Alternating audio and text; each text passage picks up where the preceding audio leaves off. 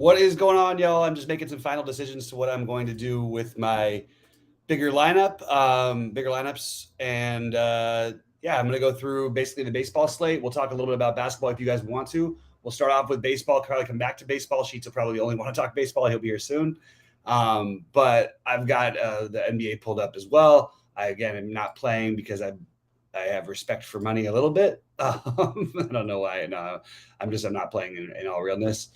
Um, but it's a fun little MLB slate, and I am leaning towards saying F it, going right back to San Diego, Toronto, and Atlanta as my main stacks. I don't think I'm being totally profound with any of this, but you've got some interesting options. Like I really love Trent Grisham. I expect a huge year out of him. He would be my preferred outfield option for them. I like Luke Voigt. Profar is your value option at 2,600. And then you can sort of decide to fit in what the fourth piece might be if you want to, or a fifth. But I don't think you need to worry about fully stacking entirely tonight. I do like Toronto, but it feels weird to all of a sudden just pick on Sonny Gray. He's been a much better pitcher than he gets credit for, and it makes me a little nervous to just go ahead and say, okay, well, we're going to play Sonny Gray, obviously. As far as pitching goes, I think Morton and Scherzer are clearly my top two. I don't mind any other arguments for any of the other guys, to be honest with you, but I don't see why I need to stay away from those guys. Well, Gray's, I don't know. I keep saying Sonny Gray. I meant John Gray. Excuse me. It's just going to happen early in the year in MLB, especially when I've been sick and only like studying, but my brain isn't fully functional. So give me a break on those ones. Sheets here. What's up, Sheets? Hey, what's going on? How's it going, man? So I was just going, who are you, before we get into, I'm sure we'll talk some golf. I'm sure we'll probably get some basketball questions, but who are your main starting pitchers tonight? Right. So there's a couple of ways I'm going. I'm going probably half my DraftKings builds are going to be pretty standard, and half of them are going to be kind of not standard. Mm-hmm. As far as pitching goes, I'm playing a lot of Charlie Morton. Yep. I'm playing a lot of John Gray. Wow, going super contrarian on this one. Yeah, and then if you didn't like attacking Toronto, if that's not good enough for you, I have about 35% Rene San Martin against Atlanta. So we are attacking the baseball season with with some flair to start off the season. Yeah, so I want to touch on what you said earlier, which is what I mean. So really, the truth is we can spend that for pitching because the pricing is soft enough, so we can always do it. But you have to sort of wonder, like outside, I mean, these guys don't have any. They are not extending anybody basically. Nope. Basically throughout the league, nobody's getting extended. Nope. So the two safest guys though, who would actually get extension though, if under any normal, Charlie Morton's going to throw 90 pitches probably tonight. So I like Charlie Morton. I like the matchup. It's fine. You know what I mean? Max Scherzer is the great upside play with probably very little. I mean, I don't see a huge downside. I mean, in general, he has one or two bad outings a year. I think that's the way to go, but I don't think you're necessarily getting the normal upside on opening day that you would with a Scherzer, especially in Washington. Although if there was one guy you could see throwing 110 pitches in 2022 in an opening day, it would be Scherzer. So that's what I'm doing personally. It's going to be Scherzer and Morton heavy. I don't mind if you sprinkle in the Grays, the Odorizzi's, Manayas, Barrios. I just personally would rather go the other way. What stacks are you leaning towards? Yeah, so with a lot of my stacks, I'm using the Padres. And what's that? I was rooting for a Tigers putt to get there. Sorry, he was going for the third birdies in a row. Go ahead. Let me see. That's not good. That's not right. 1 inch off. Yeah, so I like the Padres, and then I like the Rangers, and then those are I guess the highest owned, I suppose, the Padres and the Rangers for me, and I think I might have a couple of Washingtons just for fun. but not much. Those are the main ones, just Padres. Oh, and the other one is the Reds. Interesting. Okay. I like the Padres. I think we go right back to it after last night. You know that I'm never afraid of picking on a little Merrill Kelly. This team sees them every year, so I'm happy to take the Padres as my number one. I do like the Blue Jays, but it worries me a little bit. Like, talk about a guy, and I don't care what stadium you're pitching in. This guy pitches in Coors Field all the time, and finally we got him out of Coors Field pitching for Texas. Yep. I don't know if we should just assume he's going to get lit up because his numbers shouldn't translate for the most part. You know what I mean? And he's not one of those pitchers who like got babied and they wouldn't pitch him every home game. He pitched every one of his starts. You know what I mean? He pitched in tough matchups. He had a lot of good outings, and when there was another team with a total run line of 7+, and he doesn't have to face a tough NL West in terms of the offenses. Now Toronto's an awesome offense, but like, I don't know. It just feels like a little bit going with that as chalk didn't quite feel right to me. Mm-hmm. So I'm leaning a little bit more Atlanta, San Diego, Toronto. San Diego, Atlanta, Toronto, or Atlanta and Toronto sort of being in between, switching off of both of them, but maybe using some pieces. It's really interesting because like some of the positions, some of the guys I really like tonight are not going to be used outside of stacks very much, like Matt Chapman, who's batting 7th. But at 4,300, it's expensive. But I really like Matt Chapman. I think he's going to have a big year for Toronto. I really like Moustakas. I think he's going to have a bounce back year. I'm sort of surprised they're batting him 7th at the beginning of the year. But he's another one at 2,900 that I want to like get pieces of, but I don't really want the full stacks tonight. So I'm looking at more 3 or 4 man stacks, mostly headlined by San Diego, Atlanta, and Toronto. That's where I'm at. And favorite one-off play of the day is the best play at shortstop, and we're going to play him basically every day outside of Texas, in my opinion. And it's Corey Seager. Everything's an upgrade for him from what he's faced. He should have an absolutely massive season. So those are just some sort of general thoughts I had, but love to get into some discussion with the people in chat. And if there's any questions, guys, drop it in. We're always happy to hear it. It seems like everybody's on the baseball train, not on the NBA train. Yeah, I will say, guys, really, if I mean, Bobby, you're probably playing a few lineups and like playing big or whatever, so I won't talk you into this, but guys out there, if you want to play something contrarian, if you want to play like something in a small buy and whatever, I'm telling you, the San Martin guy's the freaking nuts. I like him a lot. It's not so easy to go against Atlanta or whatever, but on a 5-game slate or whatever it is, I really think he's got upside in general. I mean, I saw him pitch twice last year. He really brings it, and he's being like tried out for like a final rotation spot or something like that. Yeah. And look, nobody said it'd be easy. if it was an easy matchup, he'd be owned. It's one of those situations where it's the final rotation spot he's battling for, but he might be the ace of the staff by halfway through the season. Something like that. Yeah, I agree with that. So if you're playing 20 lineups, just do me a favor, just throw one in with San Martin. I agree with that totally, 100%. So let's talk through some positions because we don't often do that, but I think on a small slate like this, it actually is really valuable. We usually do it for our early looks, not for our live stuff. But I thought it'd be interesting to talk through some positions. So who do you seem to have like at catcher? Like the spots I'm running into the most where I don't know exactly what I want to do are catcher, second base, and third base. So what are you doing at catcher today? Well, I'm sure it'll be some other stacks. Usually at catcher, I end up not usually. I tend to get part of my stacks in, but I guess the best catcher is going to come from the Toronto. It's going to be Kirk, right? So I like Kirk. I think it's the best price point option. I think you could make an argument. I mean, it was pointed out very, very well by a Bucks fan in our chat earlier that Mitch Garver catching for Texas now, used to catch for Berrios his whole time coming up. So maybe you can give a little edge to that catcher pitcher matchup. We see it happen plenty of times, and it's always fun to have a little extra incentive in a logical narrative. A guy who's seen you pitch more than you've ever pitched is probably a better guy to hit off of you than a guy who hasn't seen you pitch. It's pretty basic, but I don't know. I like the idea of maybe using a little bit of Garver. I think Danny Jansen's an interesting pivot in your Toronto stacks off of Kirk. I think Alfaro in anything but a 5-man San Diego stack. That's the only place you'll run into him, but he's going to be low enough owned. Tyler Stevenson if you're not pitching Morton. But I guess it's not that exciting of a position. Those are basically the options, right? Like I guess you could say Carson Kelly if you want to, but Yeah, I like the last guy you mentioned. I like Tyler Stevenson.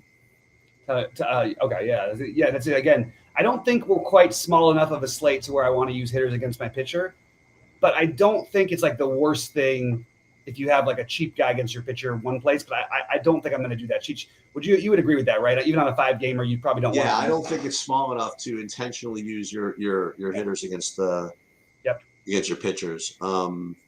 The only reason it might be more viable in the past is sort of what we were saying earlier about how no matter what the starting pitchers, they're not. Nobody's out there throwing 100 pitches so far. I don't think has anybody thrown pitches yet. I don't know if it's going to happen. No, and Giolito, they said he was hurt when they took him out. Bieber had the announced pitch count. Cole was getting his act together a little bit, but they didn't even throw him back out for the 5th. So yeah, I mean they're being smart, I think. Yeah. 100%. So what this is going to require? I mean, you have to have a really good eye for what bullpens are bad in early MLB DFS. It's really not something that we should be. I don't think we should be trying to target it. I always say this: the first month of the season, I don't think you try to target anything, but it's been a bad bullpen in the past because it's really, really hard to figure out. Because basically every year, what happens is the guys who have the best bullpens are usually like 5 of their top 7 relievers are guys who were terrible the years before. So, or a terrible starter turns into a good, you know what I mean? So it's really hard to try to project whose bullpen is good and bad, except for using who's been bad in the past and what teams are bad.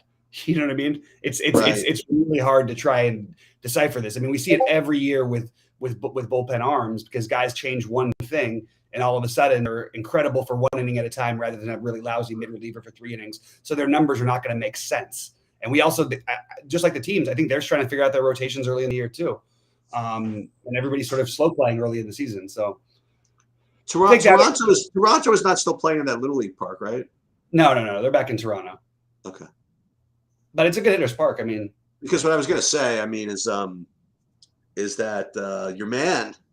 There's so many guys at your man, you don't even know probably who I'm referring to.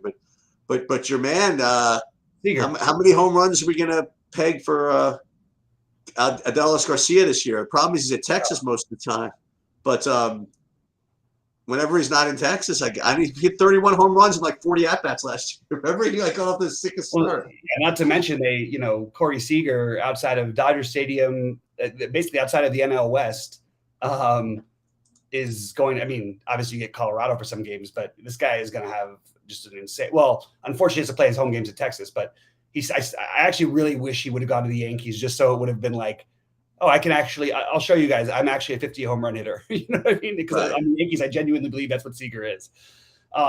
This guy hits more hard contact for doubles than anybody in baseball, basically per at bat throughout his career. More warning track fly balls. I have a question. This is like a baseball question. So I noticed that whenever I would watch the Dodgers in the last 3 years, they always just seem to be, I don't want to say swinging for the fences in the wrong way, but they always seem to have that kind of like modern, analytics type swing where they're really trying to get the ball up in the air, and all of them, like all the lefties are just, they all look the same, and that's why they're just so freaking awesome, like all of them. Mm-hmm. My question is that an organizational thing, or is that just a thing? In other words, are they going to like mess with Seager, like not being in LA? Are they going to say, listen, we don't need you to be swinging like that over here? Or is that just like a player by player thing? And they just kind of know how to do that. Like, I think if you go through the years and look at the players, I mean, when Max Muncy came to the Dodgers, he never hit more than 3 home runs in the season. Now he's an MVP. Yeah. Well, that's what I'm saying. Yeah, no. So I'm agreeing with you. I'm saying that is a little bit of a worrisome thing. Right. Seager is such a unique, incredible talent, and is legitimately like a top 15 player when he plays, but he's had injury problems, so he doesn't get regarded that way. So I'm not really, I don't know if it matters necessarily as much for him. Okay. I would worry a little bit about Bellinger if he was gone, if he was out of LA now. But I don't know. I think he's got enough of his thing down. But yeah, it's something to think about, But they definitely have great hitting coaches with great, I mean, Chris Taylor was an all-star last year after being at best like the 26th man on a roster before. You know what I mean? They make guys into something, and they're you'll see it this year with Gavin Lux, who probably is going to hit 300 and be an all-star. Oh, Gavin Lux, did he stick with the Dodgers? Yeah, he can really hit. He's got a little bit of some mental stuff going on sometimes. Okay. But he can really hit. So anyway, so it is something to think about, going away from these teams. But I don't think it's anything we can necessarily speculate right now, other than that we know Corey Seager is great. If this game was the Dodgers playing in Toronto, and you're facing Barrios who can give up the lefty power, I think we would it doesn't really matter. It's a park upgrade no matter what for him early in the year. I'm going to play Seager. He's the best player at shortstop, in my opinion, by a pretty decent ways. If you want to, I mean, it's not natural to jump that position next, but what shortstops are you playing if you're not playing Seager? Well, before we I have a couple, but before we get into that, I want to revisit something that we kind of we were on. I brought this to your attention early last season, and we both kind of got on it like earlier than most people. Is when people just really just start like changing their swing for the better. You know what I mean? And there was early in the season last year where they did an interview with Joey Votto. And he's like, well, I don't know. It seems to be that's what you're supposed to do. So I'm just going to be going for it this year, whatever. And I remember when I mentioned that to you, like, well, that's good enough for me.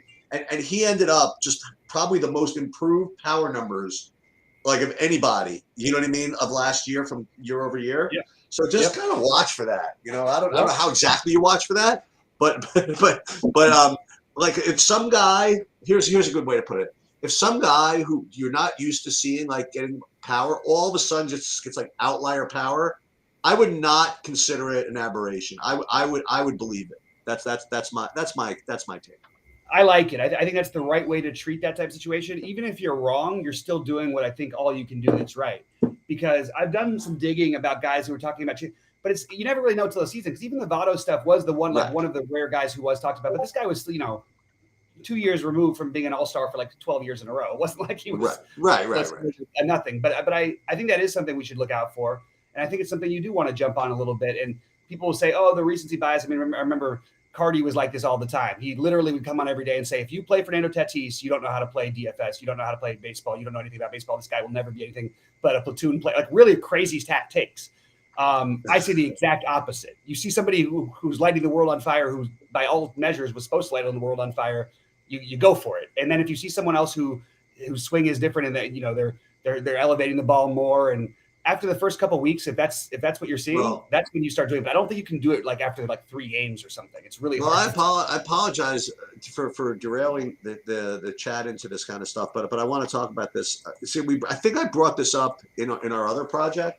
One of the mistakes that, this is an analogy I used in poker, and I did a big long video on this back when I did Poker X Factor, is that one mistake people make is waiting too long to draw assumptions of behavior, and usually by the time you make the changes, and by the time you believe it, it's usually like not too late, but like later than it should have been. Like every sample matters. And I know that baseball is weird because like you don't want to get overly excited about small sample sizes, but still a small sample size is better than no sample size. Mm-hmm.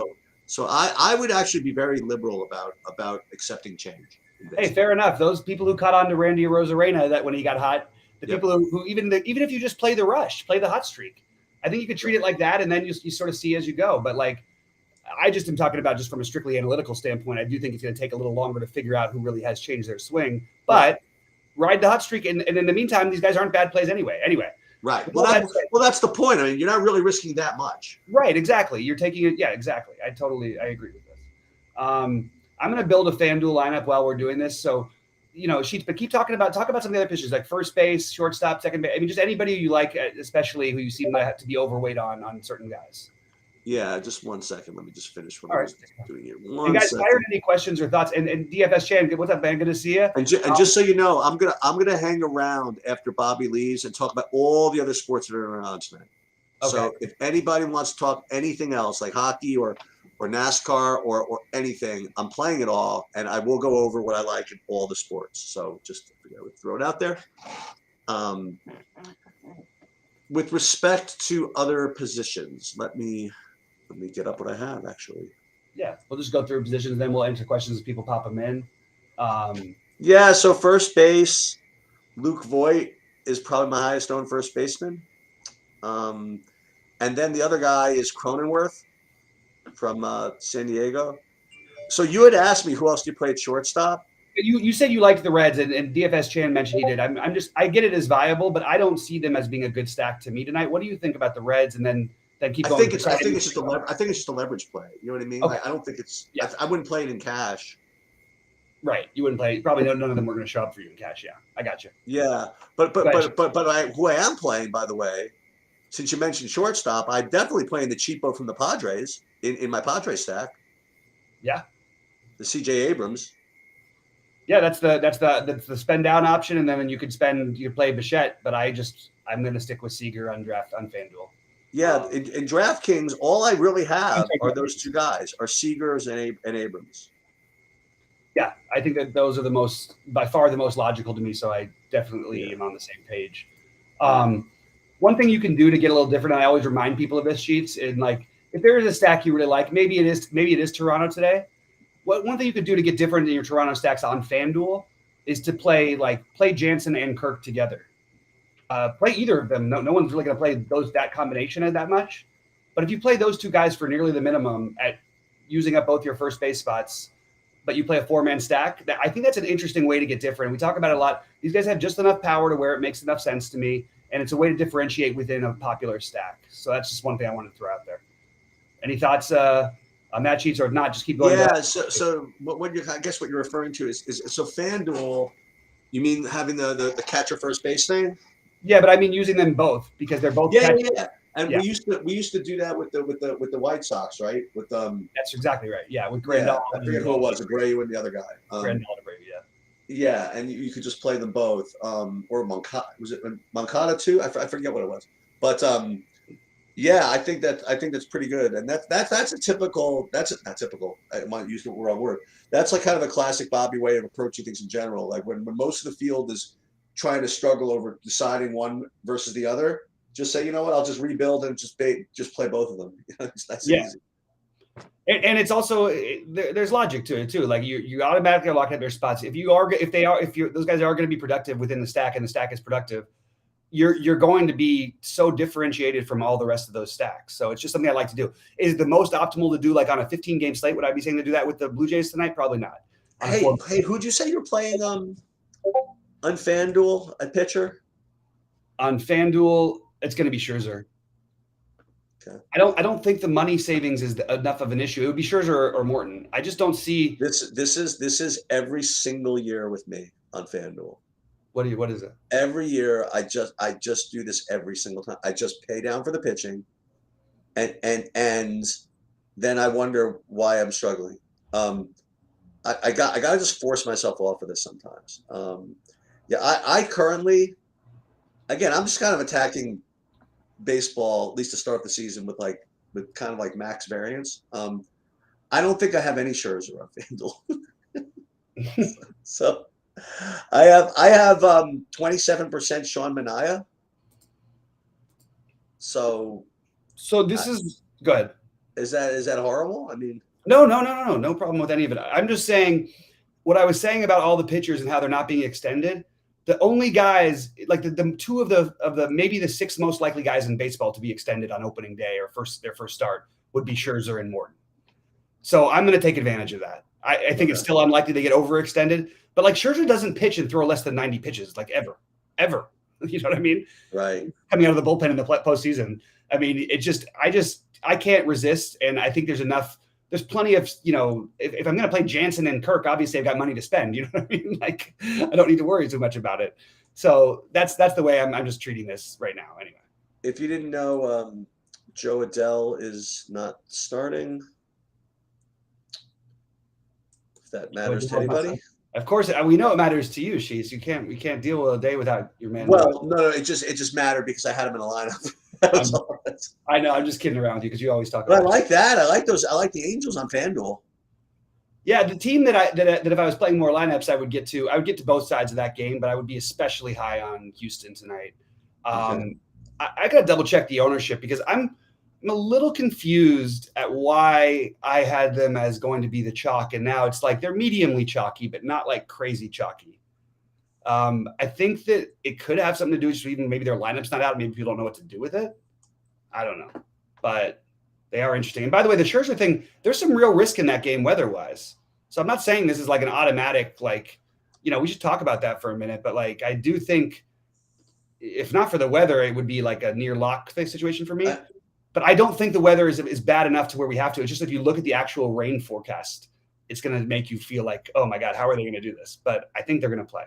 I will say this, by the way, you mentioned the ownership. I have on FanDuel, I have the Angels being the highest, and then and then actually the Mets and the Angels, and then after that I have the Padres, and I still don't see what's his name, the Houston's getting as much ownership as those other three. I have Houston kind of alongside of Toronto. It's kind of like second tier ownership. So that's where I have. Well, that's certainly something to be aware of, because I do think that the as far as teams go, I just think that the Astros are a team whenever they're going to be lower owned on a 5-game slate. You should play them right, basically always. I don't think this is like a Detmeyer's and basically a bullpen situation too. Possibly, like, I'm not sure it's the ideal thing I'd want on a 15-game slate, but on this slate I would. And Odorizzi is getting absolutely zero respect, which is fine.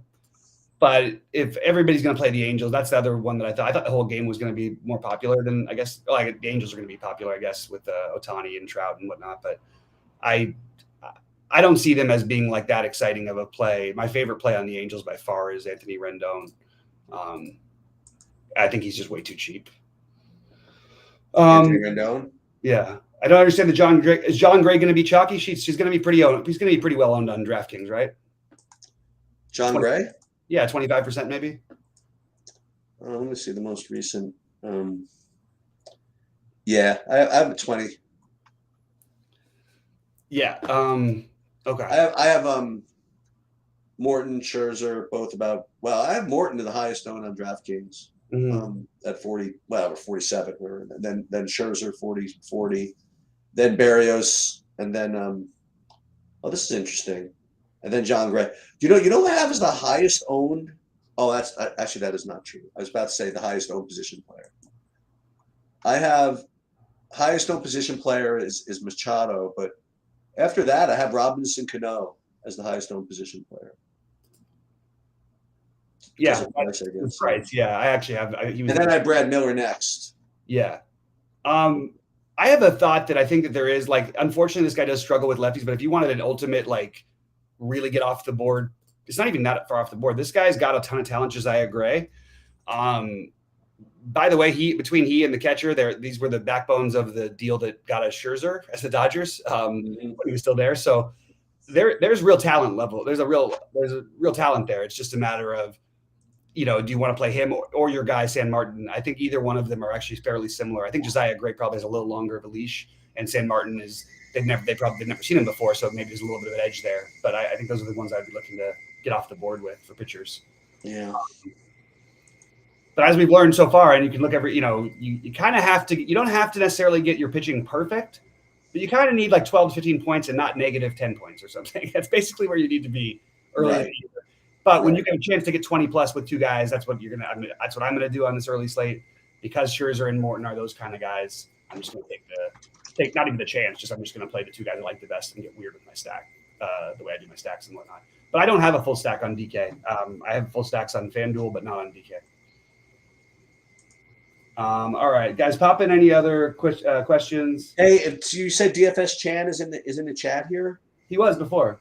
Well, I wanted to comment. I'll post it in there. He mentioned in the horse racing forum that he is going to Keeneland's because he lives out in Kentucky and Keeneland started their racing. Chan, if you remember to let me know what day that you're going, I'll handicap the card for you, and I will and I'll give you what I like. That's great. All right. Wait, what was I just doing? I was doing something. Oh, I know what I was doing.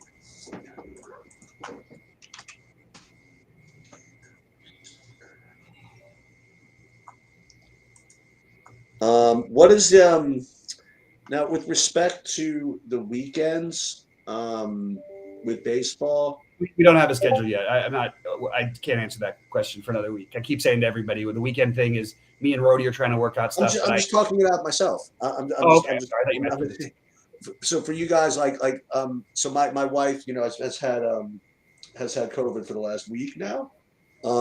She's feeling better, so if she's ready to leave the house, I'm not going to be around tomorrow. so we'll see how it goes. Yeah. I'll drop in my.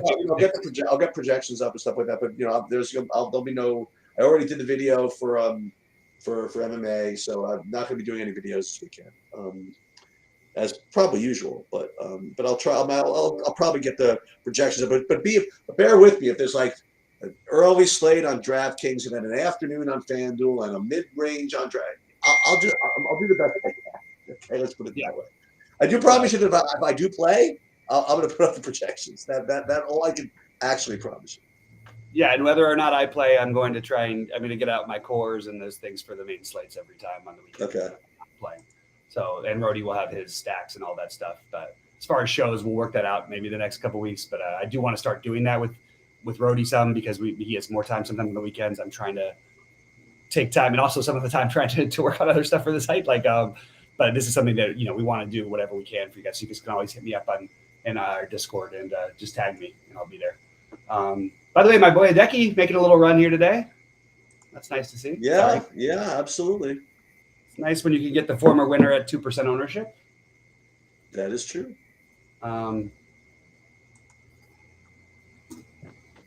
It's really weird how some of these guys in this afternoon slate, the afternoon golfers that were supposed to be so crazy, like the best rounds were shot by these guys.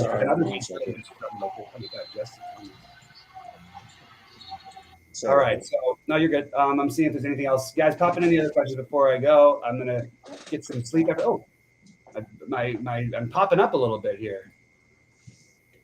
I've got the couple top hundreds in the millionaire, which is nice. Oh, there you go. Shane Lowry, Sung J M, and Neiman together with Cam Smith and Horschel and Bubba. It's a pretty good lineup. Just hate rooting against Scheffler, man. It feels like that guy's always gonna. It's ridiculous. He's just so good, and it's just nuts what he's doing.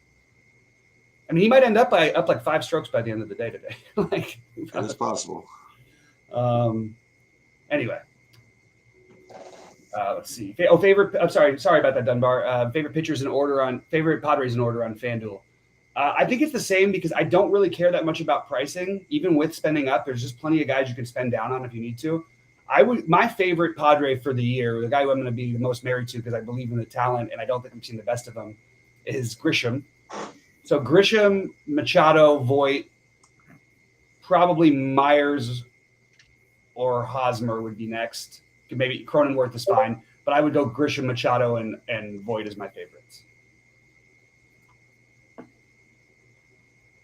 All right, guys. Well, I am going to run soon. I'm happy just to sit here. I just feel like when I'm here, I feel like I need to say something. So keep the things moving. So I can't but I don't have anything else I have to do. I just maybe get a little sleep, but that's about it. I like my no Vlad double catcher Toronto stacks that have 0. What's that? No Vlad. No Teoscar, no Gurriel, but my Toronto full stacks on FanDuel with both catchers and none of the best hitters. That's funny. Although I argue that Matt Chapman won't be hitting 7th for very long.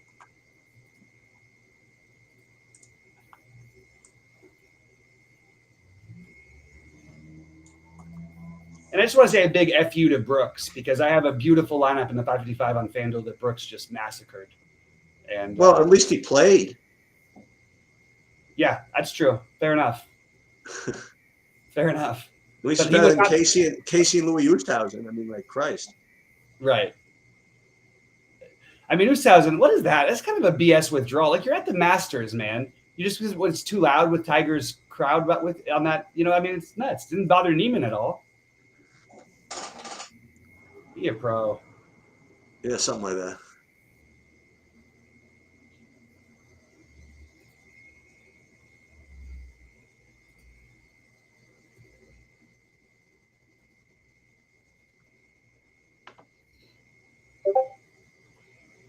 as I said, don't worry about Fleetwood. He may be +3 for the tournament, but he's got a better score than all the guys at even. So Okay. not necessarily a bad thing to have the +3 guys who are high variance, I thought he was going to make a run today, though. When he got to even and like right away, I was like, oh, but then he just kind of fell apart a little bit. Yeah, it's going to be a really wild golf tournament unless Tommy Fleetwood just runs away with this whole thing. Cano or Profar? I prefer Profar to go with the stacks. Cano separately, I think I would go Profar over Cano if I had the exact amount of money. Sheets, how about you? I don't like either of them really. Okay.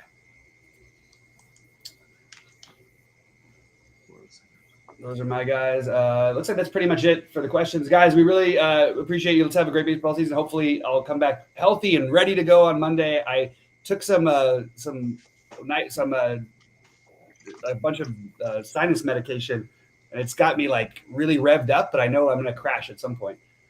Just hopping on from work. Any interest in Scotty Barnes starting at point guard? I have no interest in basketball at all, but I will do my best to give you my best thoughts. My best thought, first of all, is don't play unless you're playing a tiny amount. And if you do, as Sheet says, you get no right to complain about anything. It's there's absolutely nothing that's projectable today. The Toronto thing, it really doesn't matter what they. Yeah, I think he's fine. I think Scotty Barnes is fine. I mean, I guess you could argue, I guess it does matter, but it doesn't really matter, like whether Toronto wins or not. So that always makes me nervous because, like, whether you're the 5 or the 6 seed, it's not going to make any difference. And you don't even know who you're playing because all the other guys are still bunched up. So right now you're the 5, and they really can't. There's 2 games separating them. So there's no must-win-ish at anything of Toronto. So I would be trying to steer clear of anything like that if I was playing tonight. Oh, we're up to 50th in the Millionaire Maker and 20th in the $5. You're up to what, 50th, you said? Yeah, I've got 4 guys at 3 under, 3 guys at 3 under, and Cam Smith at 2 under. So it's the Lowry, M. Neiman, Cam Smith, Billy Horschel, Bubba Watson. That's my best one.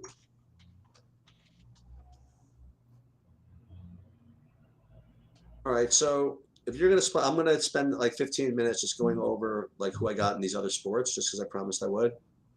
And I guess I will catch up to you over the weekend, I guess. Yeah, sounds good. I'll answer. I'll stick around for a second and just answer Carl's question before I leave. Do I think John Gray is so bad? No. Why is that the thing? I think John Gray is so bad. I think Toronto is a viable stack, and I think John Gray is probably the 5th or 6th best pitcher on the slate against the team with the 2nd best offense or best offense, depending on what you think of Atlanta this year. So I want exposure to that best offense in general. I think Chris Kirk is a really legitimate play anyway. Jansen's my way of getting different in the stacks using both of them together. So yeah, actually, wait.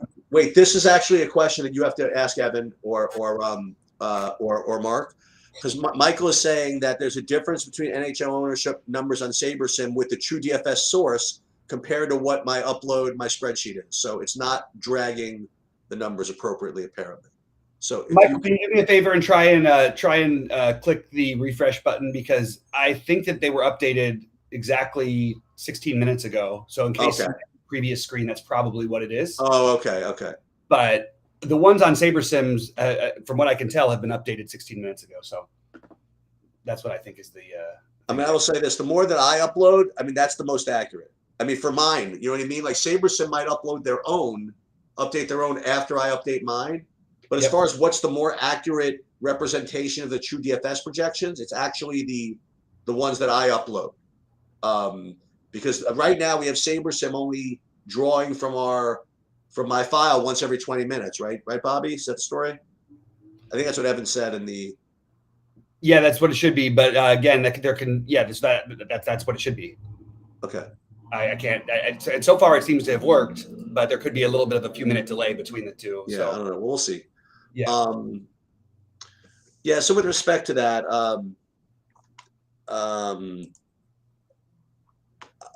I have mostly the Islanders in hockey. I also have some Winnipeg. I also played the Xfinity Series race, and it's only because you guys were asking. It's like a quick. And you know what I was gonna do, Bobby? It's so funny. Like when I play all these other sports on Saturdays, I always put like hashtag DGen Saturday, I'm Mhm. actually I might do like a video like once a Saturday and just call it DGen Saturday, which is basically half hour, 45 minutes where I just go over everything. You know what I mean? Like, Great. I love it. yeah, and just call it DGen Saturday, just go over my top picks for every single sport I'm playing, from either LOL to baseball, basketball, MMA, or whatever. I'll throw it out there Saturday morning and just, give people something. Yeah, I think that's great. That's Yeah. awesome. Also for MMA, just so you guys know, one of the fights got canceled a couple hours ago. Rosenstein versus Tabora. So adjust your lineups accordingly. And with respect to the Xfinity, like I mentioned earlier, you get